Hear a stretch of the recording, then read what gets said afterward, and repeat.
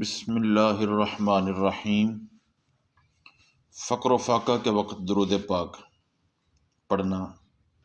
یہ احادیث سے ثابت ہے۔ درود پاک سے نہ صرف فقر و فاقہ دور ہوتا ہے بلکہ دنیا و آخرت کی ہر پریشانی درود پاک کے تصدق سے حل ہو جاتی ہے۔ عن جابر رضی اللہ عنہ قال قال رسول اللہ صلی اللہ علیہ وسلم من صلی علیہ فی کل یوم 100 مرۃ قضى اللہ لہ 100 حاجۃ 70 منها لآخرتہ و30 منها لدنیاہ۔ جلاء الافہام میں علامہ ابن قیم نے اس حدیث کو نقل کیا ہے اور کہا ہے کہ حافظ ابو موسیٰ مدینی نے کہا کہ یہ حدیث حسن ہے۔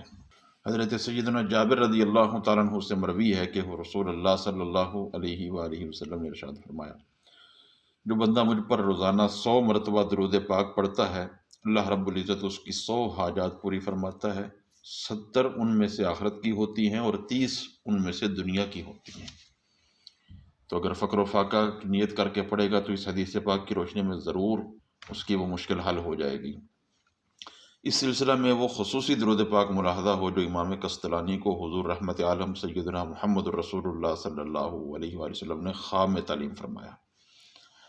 حضرت امام ابو عبداللہ قسطلانی رضی اللہ عنہ فرماتے ہیں کہ انہیں خواب میں سید الاولین والآخرین سیدنا محمد الرسول اللہ صلی اللہ علیہ وآلہ وسلم کی زیارت کا شرف حاصل ہوا، تو انہوں نے بارگاہ رسالت مآب میں فقر و فاقہ کی شکایت کی، تو نبی کریم صلی اللہ علیہ وآلہ وسلم نے یہ درود شریف انہیں تعلیم فرمایا۔ سماعت فرمائیں،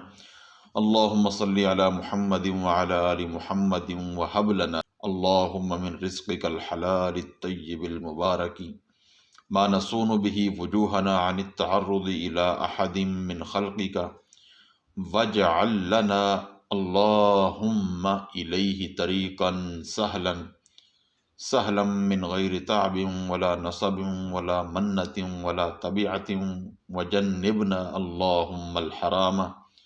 حیث کان وعین کان وعند من کان وحل بیننا وبین اہلہ واقبض عنا ایدیہم واصرف عنا قلوبہم حتی لا تنقلب الا فیما یرضیک ولا نستعین بنعمتک الا علی ما تحب یا ارحم الراحمین۔ معنی اس کا یہ ہے کہ اے اللہ محمد الرسول اللہ صلی اللہ علیہ وآلہ وسلم پر درود پاک نازل فرما اور آل محمد پر بھی۔ اے اللہ ہمیں اپنا مبارک حلال طیب رزق عطا فرما جس کے ذریعے ہم اپنے چہروں کو تیری مخلوق میں سے کسی کے سامنے لے جانے سے محفوظ ہو جائیں۔ اے اللہ اس رزق کی طرف ہمارا راستہ آسان فرما بغیر کسی تھکاوٹ احسان اور بوجھ کے، یعنی آسانی سے ہمیں ملے۔ اے اللہ ہمیں حرام سے دور فرما، جو بھی ہو جہاں بھی ہو اور جس کے پاس بھی ہو۔ وحل بیننا و بین اہلہ، اے اللہ ہمارے درمیان اور حرام خوروں کے درمیان حائل ہو جائے، یعنی ہمارے درمیان اور حرام خوروں کے درمیان کوئی تعلق اور کوئی واسطہ نہ رہے، ہم سے ان کے ہاتھ روک لے، یعنی ہمارے اوپر ان کا تصرف نہ چل سکے، اور ان کے دل ہم سے پھیر دے حتیٰ کہ وہ نہ لوٹیں مگر اس میں جو تیری رضا کا سبب ہو، یعنی وہ اگر کوئی چیز ان کے پاس ایسی ہے جس میں تیری رضا ہے تو وہ تو ٹھیک ہے، وگرنہ وہ ہم سے دور ہی رہیں۔ ہم تیری صرف اسی نعمت پر مدد مانگتے ہیں جس کو تو پسند کرتا ہے یا ارحم الراحمین۔ اس کو القول البدیع صفحہ 279 کے اندر علامہ سخاوی نے نقل کیا ہے۔ اللہ رب العزت ہمیں اس کی برکت لینے کی بھی توفیق نصیب فرمائے، آمین یا رب العالمین بحرمت سید العالمین۔